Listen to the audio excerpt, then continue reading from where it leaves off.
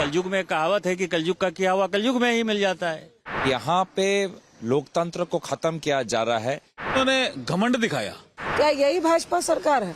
राहुल गांधी को कांग्रेस पार्टी को देना चाहिए कि बड़े छोटे का जो है इज्जत रखो। संस्कृत का एक श्लोक है कि अभिवादन शीलस्य और नित्यं वृद्धा पसेविना चत्वारि तस्य वर्धन्ते आयुर्विद्या यशो बलम। इसने जिस तरह से लालू प्रसाद की बेइज्जती की 2013 में, जिस तरह मनमोहन सिंह जी की बेइज्जती की, जिस तरह से प्रेस कॉन्फ्रेंस में खुलेआम फाड़ा, तो कलयुग में कहावत है कि कलयुग का किया हुआ कलयुग में ही मिल जाता है। तो आप समझिए 2013 में जिस कारण से आपने फाड़ा कि यदि सजा हो गई 2 साल से ऊपर की या 2 साल की, तो सांसद और विधायक को कम से कम 90 दिन का वक्त मिलेगा, नहीं तो उनकी सदस्यता चली जाएगी। उसको आपने फाड़ दिया। आज आप उसी के जो है ग्रसित आदमी हो गए।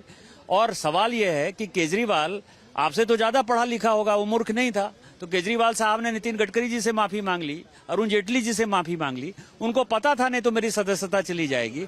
आप में अहंकार है। यदि आपने गलती किया है तो गलती का तो सजा भुगतना चाहिए था ना, आपको माफी मांग लेनी चाहिए थी। आपने जाति के आधार पर माननीय प्रधानमंत्री जी के ऊपर जो है वो किसी जाति से हैं, यदि गरीब हैं तो उनको इस देश का प्रधानमंत्री होने का अधिकार नहीं है। यदि वो चाय बेचने वाले हैं तो इस देश का प्रधानमंत्री बनने का अधिकार नहीं है। आप केवल बड़े परिवार में पैदा होते हैं चांदी के चम्मच में, तो आप ही को देश चलाने का अधिकार है। तो इस तरह की जो मानसिकता है उसमें कांग्रेस पार्टी को जो करना है करने दीजिए, कुछ नहीं होना है। राहुल गांधी के जो सलाहकार हैं वो मामा शल्य की तरह हैं।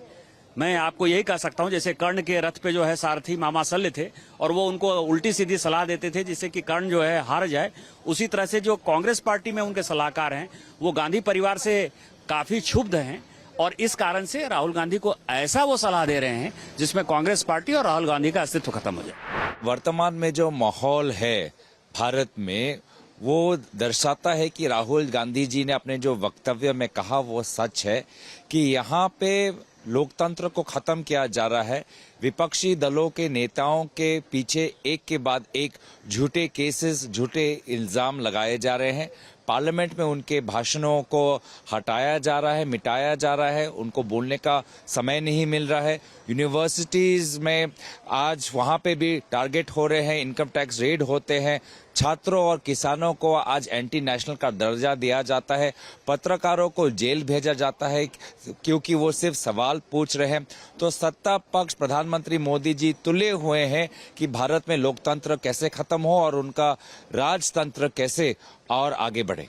हम इसका लीगल एग्जामिन करा रहे हैं, लेकिन देखिए कांग्रेस पार्टी सबसे ओल्डेस्ट पार्टी, जब कोई कोर्ट का फैसला इनके पक्ष में आता है तो कोर्ट की तारीफ करते हैं, कोर्ट का फैसला विरोध में आते हैं कोर्ट की आलोचना करने लग जाते हैं। ये तो कोर्ट का फैसला है ना, सरकार का फैसला है क्या?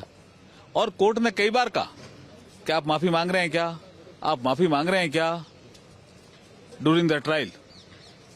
फिर भी इन्होंने घमंड दिखाया, माफी नहीं मांगी कोर्ट से। तो एज पर लॉ जो आईपीसी में प्रावधान है उसके तहत फैसला सुनाया कोर्ट ने। कोर्ट के फैसले का सबको ही ऑनर करना चाहिए। बाकी उनके पास कोर्ट ने ही शायद एक 30 दिन के अंदर अंदर अपील करने की वो भी उनको एक फैसले में उन्होंने सुनाया है। तो वो जो कुछ भी लीगल काम जो उनके पास है वो करे और हम भी इसका लीगल एग्जामिन करा रहे हैं। ये मुद्दे को डाइवर्ट कर रहा है। मैं आपके सामने बाइट दे रही हूँ, मैं भी ओबीसी हूँ। ये मुद्दा ओबीसी दलित का है ही नहीं, ये मुद्दे को डाइवर्ट करने का है।